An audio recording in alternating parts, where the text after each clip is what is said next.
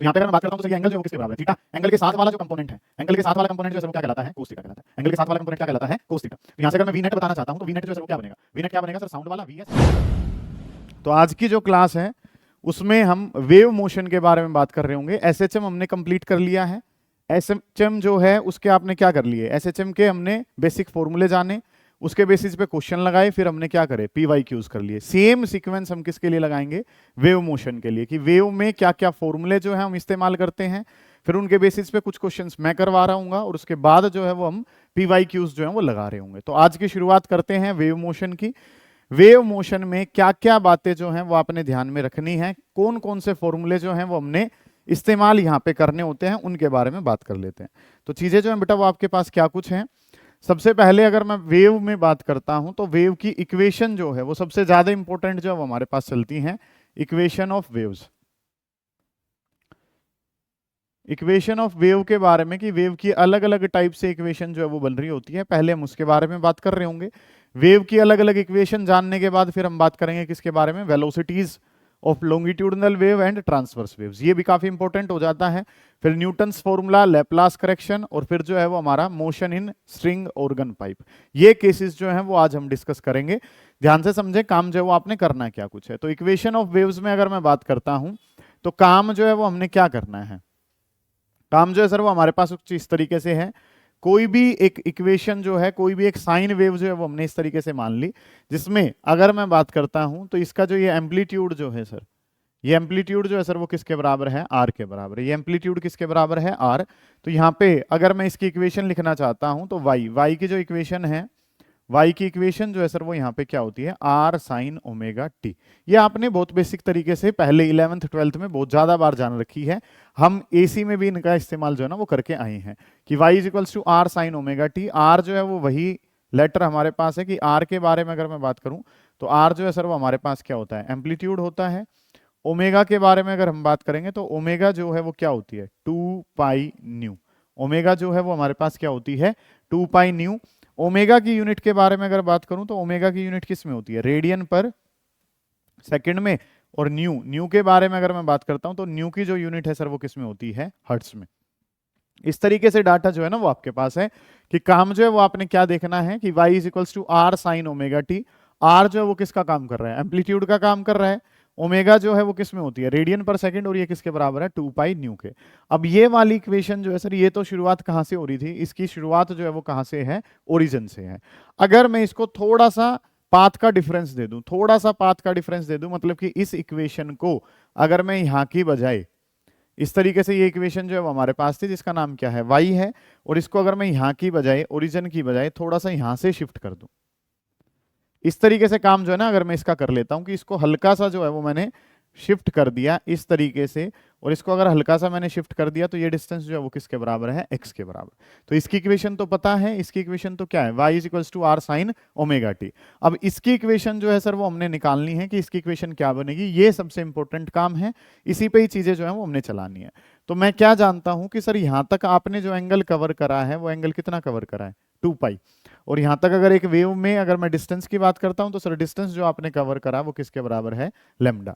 ये चीजें जो है वो हमें पता है कि अगर यहाँ पे हम काम करना चाहेंगे तो चीजें जो है वो आपको क्या पता है कि सर एक वेव के लिए अगर मैं बात करूं तो जो डिस्टेंस कवर हुआ वो कितना है, लेमडा।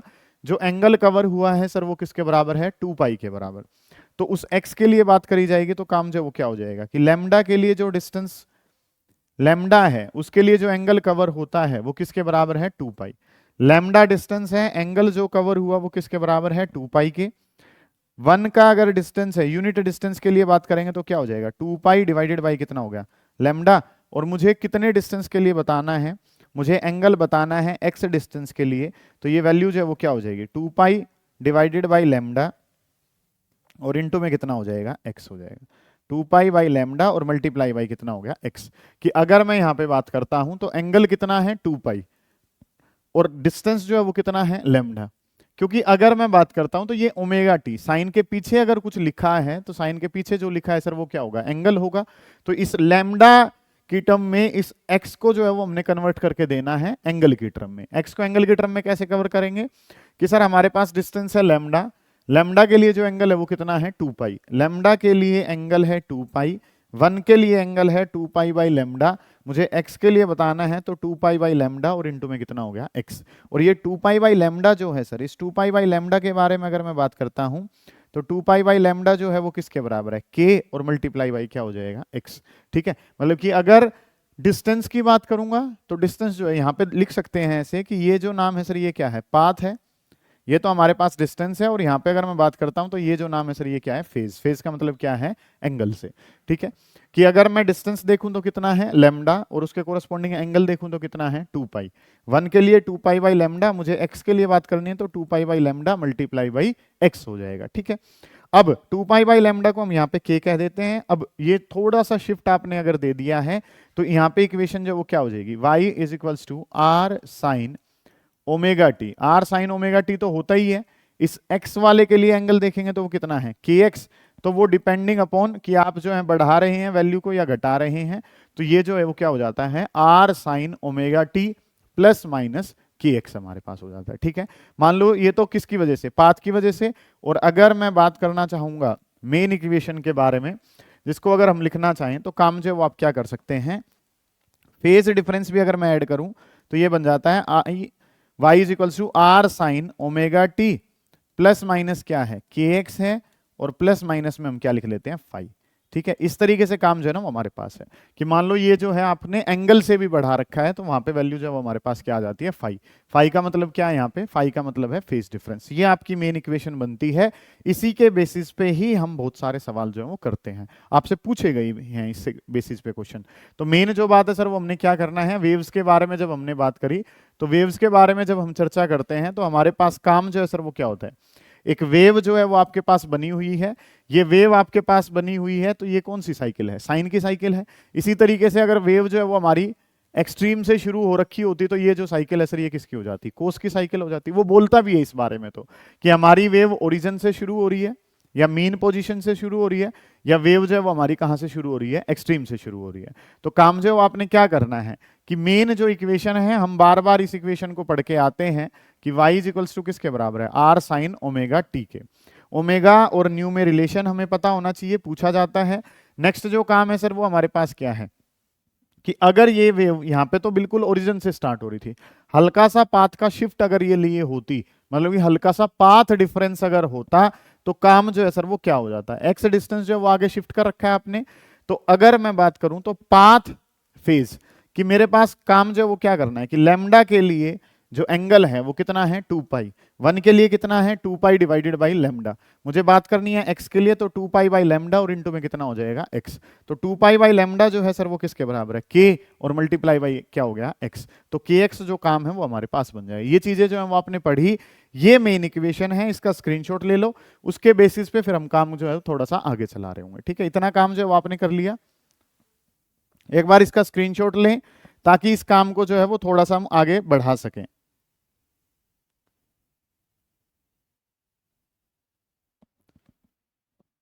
अब जो काम है वो आपने क्या करना है, नेक्स्ट चीजें जो हैं कि सर हमने एक इक्वेशन जो है वो पढ़ ली है, और उस इक्वेशन में जब हम बात करते हैं, इस इक्वेशन में अगर हमने बात करनी है तो चीजें जो है वो आपके पास कुछ कैसे चलेंगे। इसमें अगर हम काम करते हैं तो चीजें जो है वो हमारे पास कुछ कैसे चल रही होंगी सर, कि आपने एक इक्वेशन बता दी कि y is equals to are sine omega t plus minus k x, और प्लस माइनस क्या है, फाई हमारे पास। इस तरीके से इक्वेशन जो है ना वो मेरे पास है कि y के बारे में अगर मैं बात करता हूं तो y की इक्वेशन क्या है, r sine omega t plus minus k x, और प्लस माइनस क्या है, फाई। इस तरीके से काम मेरे पास था। ये इक्वेशन जो है वो मेरे पास है। ओमेगा के बारे में बात करता हूं तो ओमेगा जो है सर उसको मैं क्या लिख सकता हूं, 2 pi divided by capital T. ये फॉर्मूला जो है वो तो किसके लिए पता है, ओमेगा के लिए पता है। इसी तरीके से अगर मैं के लिए बात करता हूं तो के जो है उसको अगर मैं लिखना चाहूं तो के को हम क्या लिख सकते हैं, 2 पाई डिवाइडेड बाई लेमडा लिख सकते हैं। क्या लिख सकते हैं, 2 पाई डिवाइडेड बाई लेमडा। इसके बारे में काम जो है वो हमने करना है, और चीजें जो है वो आपके पास क्या कुछ है कि y is equals to are sine omega t plus minus k x, और प्लस माइनस क्या है, फाई हमारे पास है। ओमेगा को क्या लिख लिया है, 2 pi divided by capital T. के को क्या लिखा गया है, 2 पाई बाई लेमडा। एक बात बड़ी इंपॉर्टेंट है कि अगर मैं ओमेगा बाई के की वैल्यू बताना चाहता हूं, ओमेगा बाई के बताना है तो ये क्या हो गया, 2 pi divided by capital T. इसके बारे में बात करूंगा तो ये कितना हो गया, 2 पाई डिवाइडेड बाई लेमडा। 2 पाई से क्या हो जाएगा, 2 पाई कैंसिल हो जाएगा, ये क्या बन जाएगा, lambda divided by capital T. और wavelength by time, length by time को अगर मैं लिखता हूं तो लेंथ बाई टाइम जो हमारे पास क्या है, वेलोसिटी है। लेंथ बाई टाइम के बारे में बात करता हूं तो लेंथ बाई टाइम क्या होती है, वेलोसिटी। तो एक बात ये काफी इंपॉर्टेंट हो जाएगी कि ओमेगा बाई के, और ओमेगा बाई के जो है सर वो किसके बराबर है, वी के बराबर है, ओमेगा बाई के। और अगर ओमेगा बाई के बताना है तो ओमेगा बाई के किसके बराबर होता है, वेलोसिटी।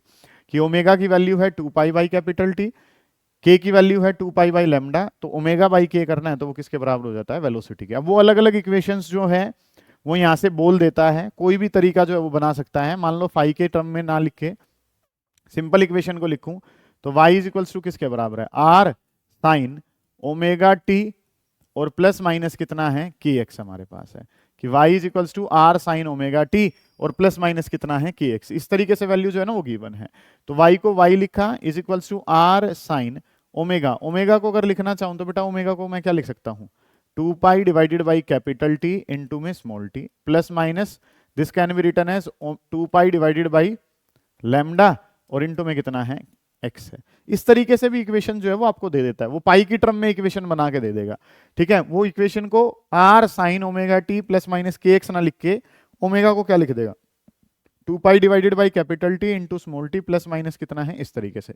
ये इसमें से 2 पाई को कॉमन लेके भी बाहर भेज सकता है, वो क्या लिख देगा, आर साइन 2 पाई को कॉमन ले लिया, और अगर मैं यहां से 2 पाई को कॉमन ले लेता हूं तो मेरे पास क्या रह जाएगा, T divided by capital T, यहां पे बात करूंगा तो plus minus x divided by कितना हो जाएगा, लेमडा। ये अलग अलग तरीकों से वो आपको इक्वेशन जो है वो दिखा सकता है। जैसे कि एग्जांपल के तौर पे अगर मैं यहां पे बात करूं तो एग्जांपल के तौर पे काम जो है वो क्या हो जाएगा कि y is equals to 10 sine pi t divided by 5 plus x divided by 3, ऐसे करके इक्वेशन जो है ना वो आपको दिखा रखी है।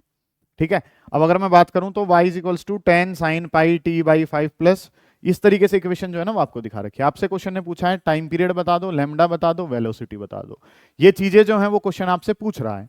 अब इन वैल्यूज को अगर क्वेश्चन पूछ रहा है तो मैं कंपैरिजन करने बैठूं, साइन पाई, पाई बाहर होना चाहिए सर, पाई तो बाहर नहीं होता, बाहर तो कितना होता है 2 पाई, तो इसका क्या बनाना पड़ेगा बेटा, अगर इसमें अब जो एडिशन मैं कर रहा हूं उसको अगर मैं लिखूं ऐसे कि काम जो है वो हमने क्या करना है कि सर यहाँ पे r से अगर मैं बात करूंगा तो साइन से पहले वाला पार्ट तो क्या होता है, r एम्पलीट्यूड होता है, साइन से बेटा साइन कंपेयर हो रहा है, लेकिन सर यहाँ पे तो क्या चाहिए 2 पाई, लेकिन यहाँ पे क्या अवेलेबल है, पाई, तो इसका 2 पाई बनाना पड़ेगा, तो इसको 2 से क्या करना पड़ा, मल्टीप्लाई, तो पूरी इक्वेशन को 2 से क्या भी करना पड़ा, डिवाइड भी करना पड़ा। समझ आ रही है बात आपको मैं क्या कह रहा हूँ, क्योंकि कंपैरिजन जो है वो किसी भी तरीके से हो तो एग्जैक्ट होना चाहिए। साइन से पहले r है तो साइन से पहले वाला क्या है, r, साइन के बाद 2 पाई है तो यहाँ पे भी क्या बनाना पड़ेगा, 2 पाई।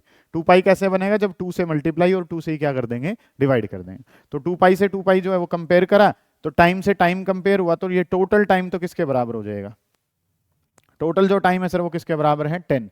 लैम्डा से इसको कंपेयर करूंगा तो 3 2 जा कितना हो जाएगा, 6। इस तरीके से काम जो है ना वो हमारे पास बन गया कि आपको जो है टोटल टाइम पता चल गया, वेवलेंथ पता चल गई, आर की वैल्यू जो है वो आपको पता चल गई। समझ आ गई है ये बातें आपको। इस तरीके से आपने जो है वो फर्दर काम जो है उसको मॉडिफाई कर दिया है कि हमारी इक्वेशन जो है जो हमने पढ़ी होती हैं सर वो क्या है, y is equal to are sine omega t plus minus k x plus minus क्या होती है, फाइव। फर्दर मॉडिफाई करके इसको टाइम पीरियड की टर्म में ऐसे लिख सकते हैं, 2 पाई को चाहें तो आप कहां ला सकते हैं, बाहर ला सकते हैं। ये काम जो है वो आपने करना है। नेक्स्ट, इसके बाद अगर मैं बात करता हूं तो हमारे पास इसमें इक्वेशंस ऑफ मोशन जो है कि वेव मोशन के लिए वेलोसिटी जो है वो किसके बराबर होती है, ये काम जो है ना फिर वो हमने करना होता है कि वेलोसिटी ऑफ लॉन्गिट्यूडनल वेव, और एक काम जो है वो हम किसके लिए करते हैं, वेलोसिटी ऑफ वेलोसिटी, पहला वाला काम जो है वो किसके लिए होता है। पहले वाले काम के बारे में अगर मैं बात करूं तो पहले वाली चीजें जो हैं सर हेडिंग डाल लें, वेलोसिटी ऑफ लॉन्गिट्यूडनल वेव, और एक काम जो है वो किसके लिए करेंगे, velocity of longitudinal wave. Velocity किसकी बतानी है, वेलोसिटी ऑफ लॉन्गिट्यूडनल वेव बतानी है। एक बात, वेलोसिटी ऑफ लॉन्गिट्यूडनल वेव, पहला काम है वेलोसिटी किसकी, लॉन्गिट्यूडनल वेव की, और दूसरा जो काम है सर वो हमारे पास क्या है, वेलोसिटी ऑफ ट्रांसवर्स वेव। ये दो काम जो है ना सर वो हमने करने हैं, वेलोसिटी ऑफ लॉन्गिट्यूडनल वेव, और एक जो काम है सर वो हमारे पास क्या है, वेलोसिटी ऑफ ट्रांसवर्स वेव। ये काम जो है ना, ये दोनों काम जो है वो हमने करने हैं, वेलोसिटी ऑफ लॉन्गिट्यूडनल और एक काम जो है वो किसका है, वेलोसिटी ऑफ ट्रांसवर्स। इनके बारे में अगर मैं बात करता हूं तो बताओ बेटा, इसकी वेलोसिटी जो है इसका फॉर्मूला क्या होता है, लॉन्गिट्यूडनल वाले की velocity under root E divided by rho. क्या फॉर्मूला होता है? Under root E divided by rho. और ट्रांसवर्स वाले की बात करता हूं तो ट्रांसवर्स वाले की वेलोसिटी क्या होती है? Tension divided by mu. ठीक है, अब इनमें ये वर्ड्स जो हैं इनके मतलब क्या क्या हैं उनको अगर मैं जानना चाहूं तो वर्ड जो है वो क्या है? ई। ई जो है सर वो हमारे पास क्या है? इलास्टिक मॉड्यूलस है। ठीक है, इलास्टिक मॉड्यूलस ऑफ इलास्टिसिटी। ठीक है, रो जो वर्ड है सर उसका मतलब क्या होता है? रो वर्ड जो है सर उसका मतलब क्या है? डेंसिटी है।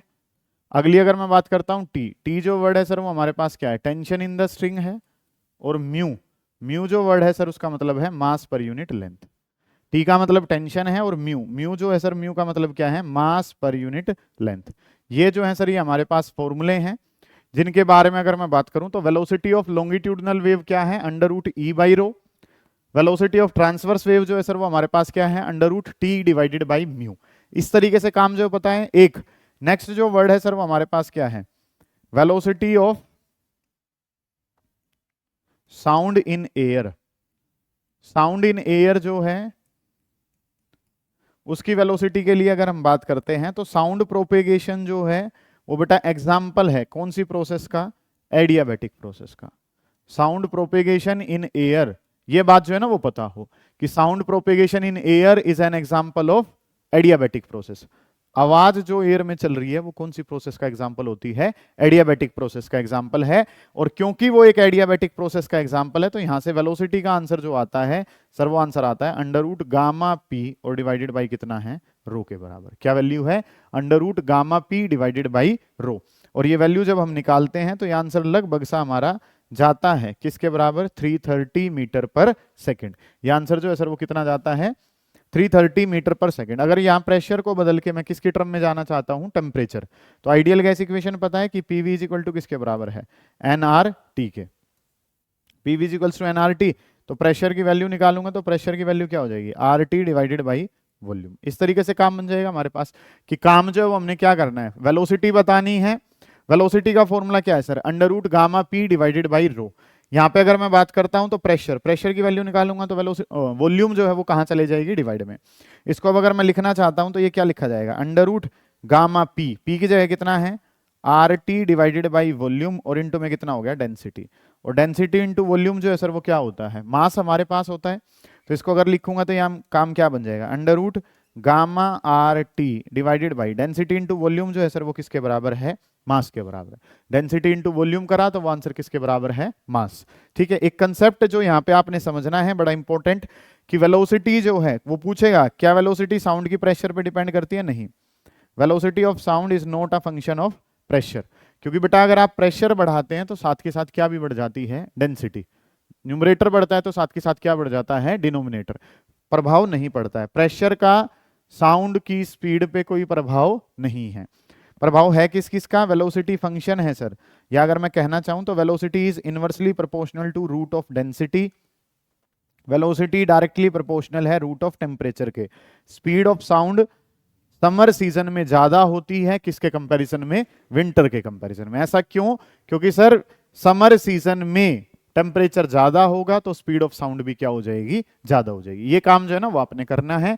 चीजों पे थोड़ा सा ध्यान दें कि काम आपने करना क्या कुछ है। कि लॉन्गिट्यूडनल वेव्स के बारे में अगर मैं बात करता हूं तो लॉन्गिट्यूडनल वेव्स की वेलोसिटी क्या है sir? Under root E by row.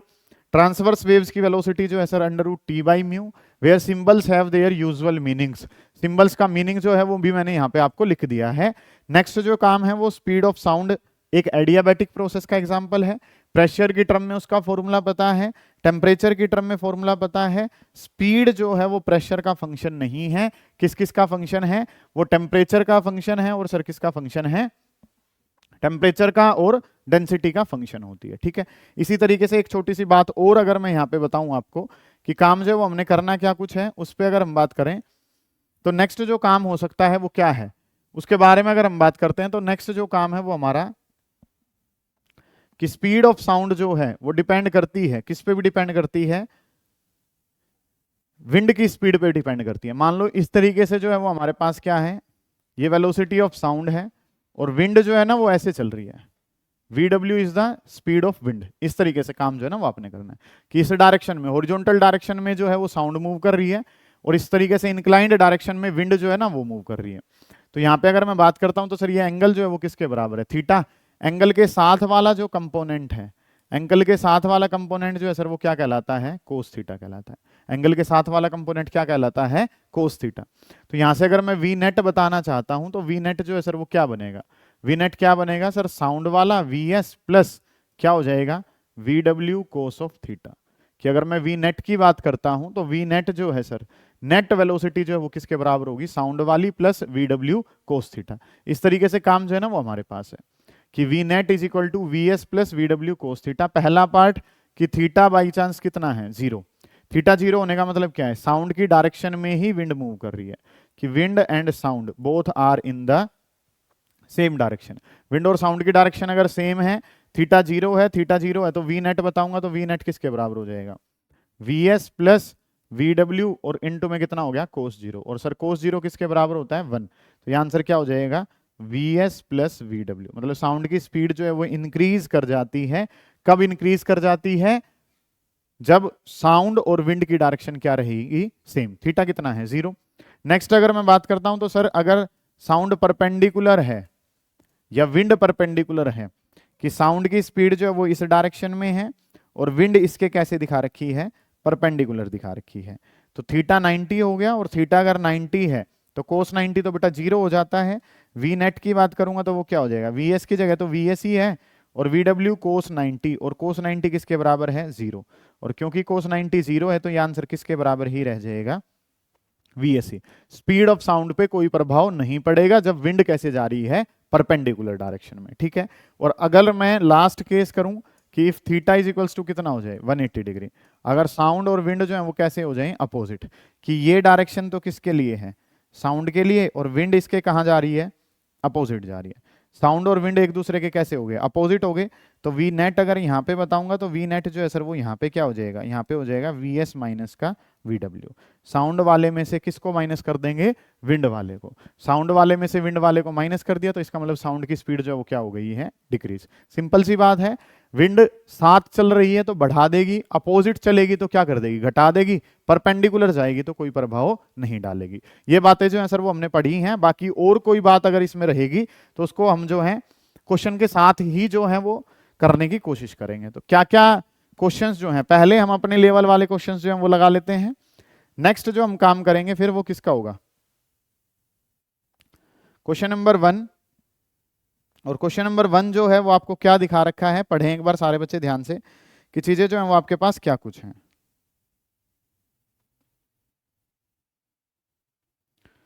Question number 1 जो है वो क्या बोल रहा है,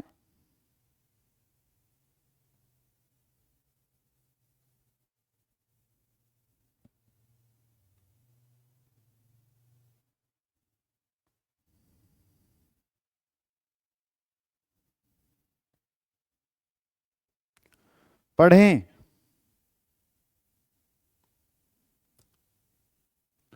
करना क्या कुछ है, देखें एक बार क्वेश्चन को। A transverse wave of wavelength 50 centimetre is travelling towards positive x axis along a string whose linear density is this, tension is this, at t is equal to 0, x is equal to 0। t is equal to 0 पे x is equal to 0 कहने का क्या मतलब है, sine wave है। जब time zero है तो पोजीशन भी क्या है, जीरो। इसका मतलब क्या है, साइन इक्वेशन लिखनी है। Passing through its mean position with an upward velocity, form the equation describing the wave, amplitude of the wave is 2.5 centimetre. मतलब लेवल जो है ना इन वाले क्वेश्चंस का मैंने थोड़ा सा अप रखा है, ठीक है। पीवाई क्यूज तो जो पीवाई क्यूज हैं वही करने हैं हमने, लेकिन इन वाले क्वेश्चंस को हम थोड़ा सा जो है वो क्या कर रहे हैं, बेटर वर्जन जो है ना वो कर रहे हैं। मैं डायरेक्ट वाले सवाल नहीं करवा रहा हूं कि सीधी वैल्यूज जो है वो आपको दे रखी हैं, ठीक है। देखो कि क्वेश्चन करना क्या कुछ है। आपसे अगर मैं यहां पे बात करता हूं तो हमने काम जो है सर वो करना क्या कुछ है, उन चीजों पे एक बार ध्यान देंगे कि कंसेप्ट जो है वो आपके पास क्या कुछ बन रहा है, ठीक है। गौर करें एक बार कि चीजें जो है वो हमारे पास क्या हैं।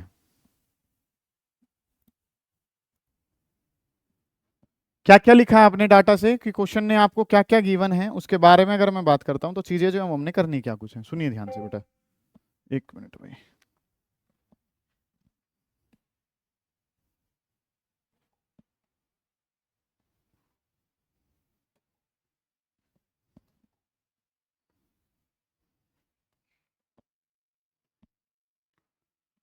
कि चीजें जो है वो आपने क्या करनी है, ट्रांसवर्स वेव जिसकी वेवलेंथ जो है वो आपको गिवन है, और ट्रांसवर्स वेव जिसकी वेवलेंथ आपको गिवन है उसके बारे में काम जो है ना वो हमने करना है कि transverse waves of wavelength lambda is equal to 50 centimetre, lambda दे रखा है, पॉजिटिव एक्स एक्सिस की तरफ वो जा रही है, लीनियर मास डेंसिटी, इस बात का क्या मतलब है, लीनियर डेंसिटी का मतलब मास पर यूनिट लेंथ जो है ना वो आपको दिखा रखा है। अच्छा, वेवलेंथ जो है वो कितना गिवन है, wavelength is given to you as 50 centimetre.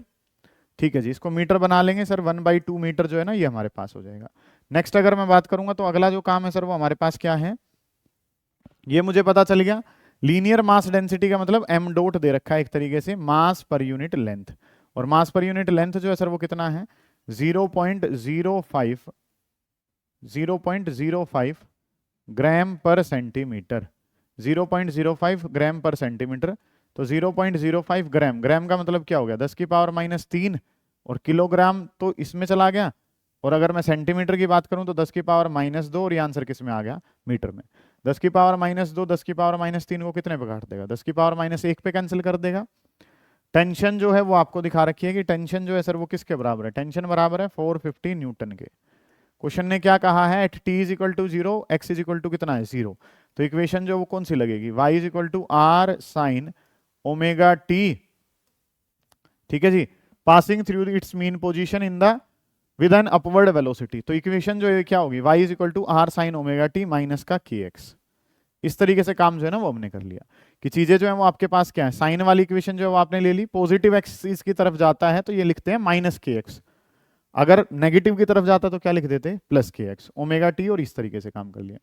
Amplitude जो है आर, आर की वैल्यू कितनी गिवन है 2.5, आर की वैल्यू जो है सर वो कितनी है 2.5 सेंटीमीटर, ठीक है सर।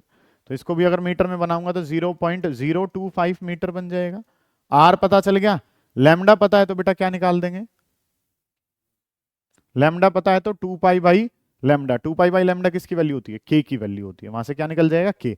फिर टी और एम पता है, टी और क्या पता है एम, यहां से क्या आएगा वेलोसिटी, के पता है, वी पता है तो क्या निकल जाएगा ओमेगा निकल जाएगा। समझ आ गई ये बात कि काम जो है सर वो क्या पता है सबसे पहले, मतलब कि के बारे में अगर मैं बात करूं तो what will be the value of k will be 2 pi divided by lambda. अभी थोड़ी देर पहले ट्रांसवर्स वेव की वेलोसिटी क्या बताई थी, √t डिवाइडेड बाई एम, या म्यू कह लो, एम डैश कह लो, इसको जो है मास पर यूनिट लेंथ को हम क्या कहते हैं म्यू। और उससे पहले हमने क्या पढ़ा था कि वी किसके बराबर है ओमेगा डिवाइडेड बाई के। तो अगर मुझे ओमेगा बताना है तो v इंटू के किसका आंसर आ जाएगा ओमेगा का। जो चाहिए वो सब कुछ पता चल गया आपको कि काम जो है सर वो आपको क्या चाहिए था आर तो क्वेश्चन नहीं दे रखा है, और मुझे क्या चाहिए था ओमेगा, ओमेगा मैं कैसे निकाल पाऊंगा v इंटू में के करके, ठीक है। फिर मुझे क्या चाहिए था के, और के बारे में अगर मैं बात करूं तो के जो है वो किसके बराबर है 2 पाई डिवाइडेड बाई लैम्डा। ये काम जो है वो मैंने करना है, इसी बेसिस पे ये सारा डाटा जो है ना वो आपने चला देना है। आ जाएगी बात सारी की सारी। हमारे पास जो यहाँ पे समझने लायक बातें हैं 5 हैं। बात number 1, t is equal to 0 पे particle x is equal to 0 है तो साइन की इक्वेशन है, ओके रिपोर्ट है। पॉजिटिव x एक्सिस में जा रहा है तो क्या लिया जाएगा माइनस का kx लिया जाएगा। बात नंबर 2, लैम्डा दे रखा है तो क्या निकल जाएगा k, t और म्यू दे रखे हैं तो क्या निकल जाएगी v, और वेलोसिटी पता चल गई तो हम किसकी वैल्यू निकाल देंगे ओमेगा की। This is how you have to solve the question. ये काम जो है बेटा वो आप लोग कर लोगे, इस पे आप ध्यान दे लेंगे। एक बार स्क्रीनशॉट जो है इसका ले लीजिए, फिर आगे जो है वो अगला क्वेश्चन जो है वो हम लगा रहे होंगे। करें जल्दी शाबाश। नेक्स्ट जो क्वेश्चन है फिर उसके बारे में बात करेंगे, ठीक है।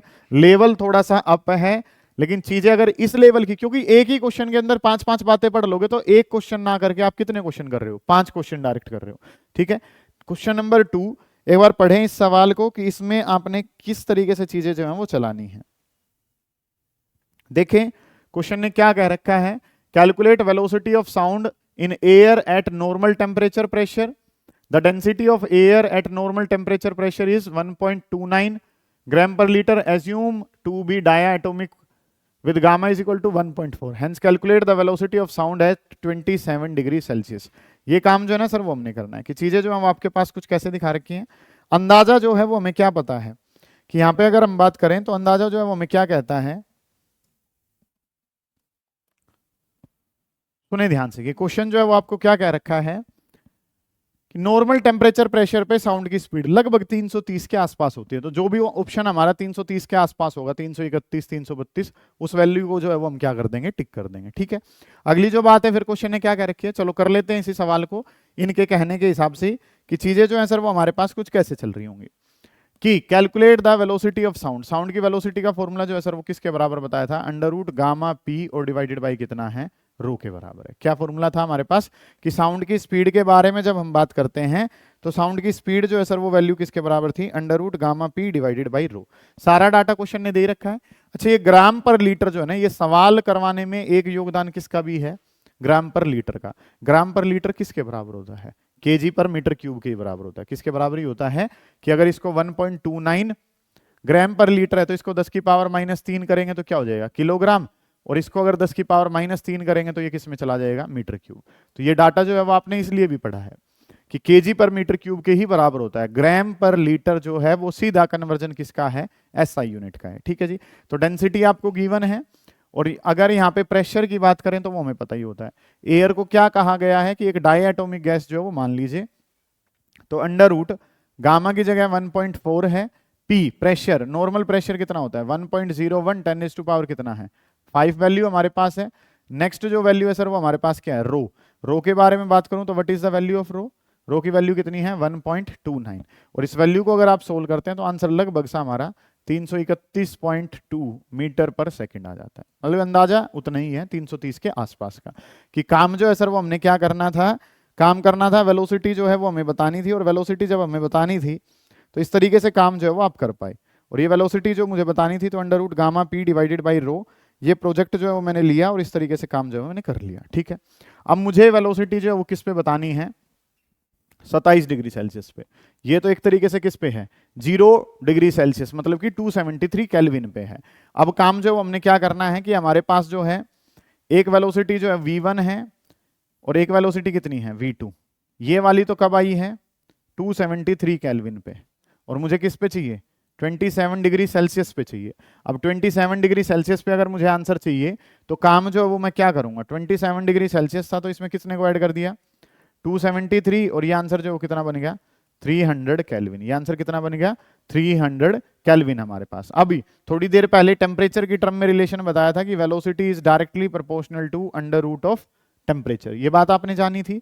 तो v1 बाई v2 अगर मैं करता हूं तो v1 बाई v2 जो है बेटा वो किसके बराबर हो जाएगा, that will be equal to t1 by t2। ये बात भी सही लग रही है आपको कि velocity is directly proportional to under root of temperature. तो v1 by v2 is equal to under root t1 divided by t2।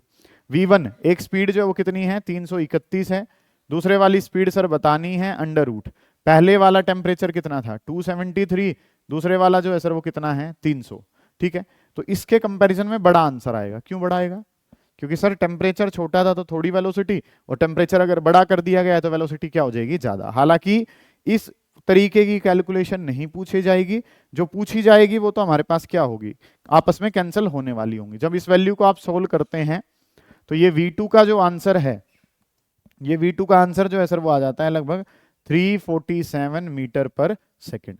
ये आंसर जो है सर वो कितना आ जाता है 347 मीटर पर सेकेंड। ये काम जो है ना वो तो पता ही था कि सर आंसर थोड़ा सा क्या आएगा, बढ़ के आना ही आना है। समझ आ रही है ये बातें आपको, इस तरीके से काम जो वो कर रहे हैं। क्वेश्चन करने के पीछे क्या क्या कारण थे, एक तो सर ये ग्राम पर लीटर जो है वो एसआई सिस्टम में ही होता है, ये पता चल गया। अगली जो बात है सर वो हमने क्या करना है कि ये नॉर्मल वाला जो आंसर था वो किस पे था 273 केल्विन पे। अगर मुझे किस पे जाना है 27 डिग्री सेल्सियस पे जाना है तो velocity is directly proportional to root of temperature.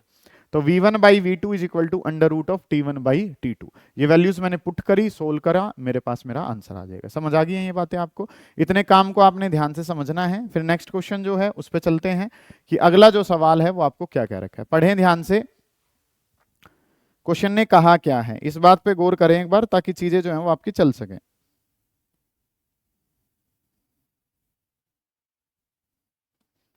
Calculate the stress in a tight wire of a material whose Young's modulus is given to you so that speed of longitudinal wave is 10 times of the transverse wave।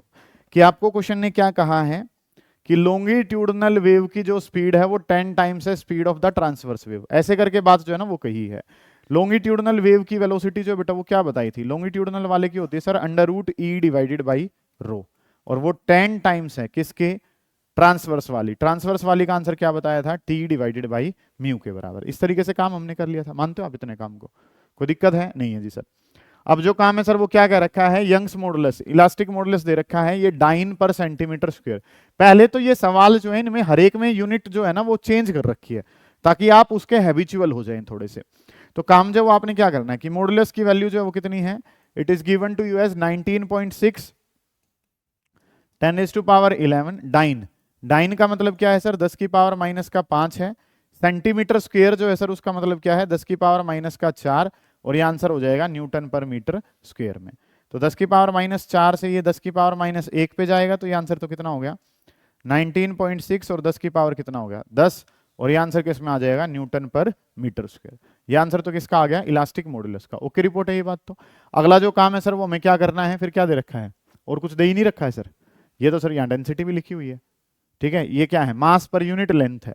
अब mu को हम क्या लिखते हैं, मास per unit length, इस तरीके से हम इसको लिख लेते हैं। और मास पर यूनिट लेंथ जो है, मास को बेटा क्या लिखते हैं, डेंसिटी इनटू वॉल्यूम, और डिवाइडेड बाय कितना हो गया ये लेंथ हमारे पास। ओके रिपोर्ट चल रही है जी, आप समझ रहे हो इस बात को, यहां पढ़ा रहा हूं मैं कि म्यू मास पर यूनिट लेंथ क्या है, m/l। मास जो है सर वो क्या है, density into volume divided by क्या है, लेंथ। सर कुछ भी तो नहीं दे रखा, तो डेंसिटी जो है इसको यही रखा रहने दिया। वॉल्यूम को क्या लिखते हैं, area into length divided by length. Length से सर क्या हो जाएगी, लेंथ कैंसिल हो जाएगी। इसको लिखूंगा, इसका स्क्वेयरिंग बोथ साइड अगर मैं करूं तो सर ये क्या हो गया, E divided by rho is equals to 10 का स्क्वायर करा तो सर कितना हो गया 100, और T divided by mu. Mu को अगर लिखता हूं तो म्यू को क्या लिख लिया, रो इंटू में A। सर रो से क्या हो जाएगा, रो कैंसिल। स्ट्रेस बताना है सर, ना कि क्या बतानी है, टेंशन। स्ट्रेस क्या होता है बेटा, फोर्स अपॉन एरिया। ये क्या है फोर्स, और ये क्या है एरिया। फोर्स अपॉन एरिया जो है ये किसके बराबर हो गया, सिग्मा, स्ट्रेस के बराबर हो गया। जानते हो आप इस बात को, फोर्स अपॉन एरिया जो है वो क्या कहलाता है, स्ट्रेस। बताई हैं ये बातें आपको। ई कितना है 19.6 10 टू पावर कितना है 10, और ये किसके बराबर है 100 ऑफ सिग्मा। 100 से ये वैल्यू कितने में घट जाएगी 10 की पावर 8, और क्योंकि ये स्ट्रेस है, स्ट्रेस की यूनिट क्या होती है, पास्कल होती है। सर क्या यूनिट होती है, पास्कल। बेसिक सा सवाल था, दोबारा देख लो, ध्यान से समझो कि काम करना क्या है। क्वेश्चन ने कहा था लॉन्गिट्यूडनल वेव की वेलोसिटी क्या होती है, √E/ρ। किसके बराबर है, 10 टाइम्स ऑफ द ट्रांसवर्स वाली। ट्रांसवर्स वाली क्या होती है, √T/μ। सर खाली E की वैल्यू दे रखी है और नहीं दे रखा कुछ, तो म्यू क्या होता है, मास अपॉन लेंथ। मास को क्या लिखते हैं, डेंसिटी इंटू वॉल्यूम, और वॉल्यूम को क्या लिखते हैं, एरिया इंटू लेंथ। लेंथ से लेंथ कट जाएगा सर, ये क्या रहेगा, रो इंटू ए। ठीक है, ये वैल्यू जो है इसको स्क्वेयरिंग बोथ साइड करी, रो इंटू ए। रो से रो कट गया, tension by area, force upon area. Force upon area क्या कहलाता है, स्ट्रेस कहलाता है। वो स्ट्रेस ही आपने बताना था और कुछ करना ही नहीं था। बेसिक सवाल था, इंपॉर्टेंट हो सकता है, गौर कर लें बेटा इस काम पे। डन है ये बात, ठीक है, हो जाएगा। नेक्स्ट अगर मैं बात करता हूं तो अगला जो काम है वो हमने क्या करना है उस पर ध्यान देंगे। सवाल इंपॉर्टेंट है, इनके जो है वो कल PYQs लगा के उसको कंप्लीट कर देंगे कल, ठीक है। ये काम जो वो हमारा हो जाएगा, ठीक है। नेक्स्ट जो है कल इसके मतलब कि क्वेश्चन ही क्वेश्चन लगाने, बाकी सब कुछ डन हो जाएगा हमारा। सवाल देखें, बहुत अच्छा सवाल जो है वो दिखा रखा है। A uniform rope have mass m hangs vertically from a rigid support. A tension wave pulse is produced at the lower end. The speed of the wave pulse varies with height from the lower end is. वाह, मौज होगी sir. ये तो काम जो वो क्या करना है, एक यूनिफॉर्म रोप है।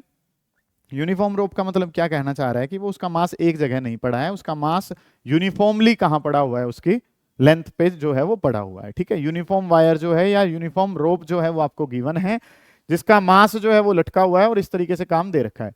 ट्रांसवर्स वेव जो है वो लोअर एंड पे आपने जो है वो प्रोड्यूस कर दी है।